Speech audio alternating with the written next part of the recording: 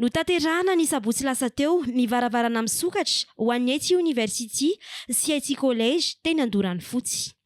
Ny mampiavaka ity fotoana ity moa dia nisy ny journée des métiers de l'informatique izay nampiratin'ireo mpianatra ireo karazana asa afaka atao rehefa vita ny fianarana.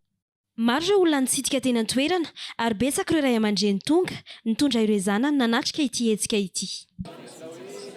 Ya, sotra betsaka tamin'ny fanontaniana. Ny tena antony moa zany dia ny zanakay vavy vao afaka baka teo dia mijery mitady izahay hoe inona ny lalam-piofanana na fianarana mety aminy arakaraka ny fahaizany sy ny talentany ary indrindra ny zavatra tiany. Dia anisan'ny mahafinaritra azy ny resaka design sy resaka digital. Dia izay ny antony hoe ahatongavanay telo mianaka eto raha ho anay manokana moa zany dia manampy ny safidiny izahay fa izy no tena mijery. Tena par curiosité alalana hoe inona avy ny ohatra filière mety misy aty inona ny débouché resaka asa na ohatr'izany. Izy mbola vao nalabaka amin'ny heure-taona fa on se prépare déjà pour l'année prochaine. Ny antony tonga anay tonga eto au fait efa misy zanaka efa mianatra ato.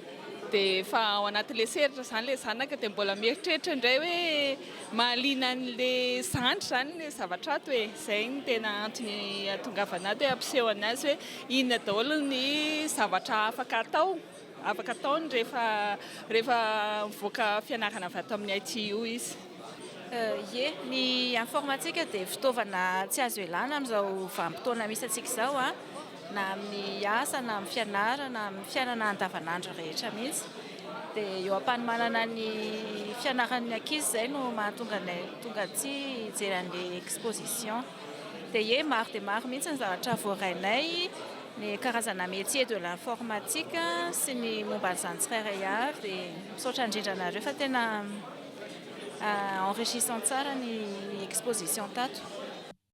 Anisany nahaliana ireo tanora afaka baccalauréat ihany koa izy ireo ny fahitana ireto asa marobe afaka esandry rehefa ratr'izay ka vita fianarana izy. Tena antony nakanesana taty amin'ny ity ilo zany androany dia satria liana amin'ilay resaka informatique. Liana amin'ilay resaka informatique izay dia izay ny tena nakanesana taty amin'ny ity io androany. Ie, izay zao avy nametraka dossier mihitsy tamin'ny herinandro teo. Ny tena nieritreretiko atao aloha izao ilay resaka cybersécurité. Cybersécurité zay ihany tena tiako atao zay. Na développeur. Afa-po tsara aloha izay dia tena nanitana anay tamin'ilay zany ilay fanazavana zareo an'ilay hoe inona ilay débauché sy ilay entreprise mety handray zany. Hitako voalohany zao dia ilay jeux vidéo ty fa mbola tsy nijery ny hafa fa nitiavaka ilay jeux vidéo zao ilay resaka créativité sy manao création numérique. Dia satria manko za efa somary ohatran'ny hoe manao sary sy manao création digitale dia ohatran'ny hoe mety amiko ilay izy. Dia plus zany ilay hoe art mélangé amin'ny informatique satria ny informatique efa manana ampleur be amin'ny resaka ohatran'ny hoe de nos jours zany efa misy ampleur be.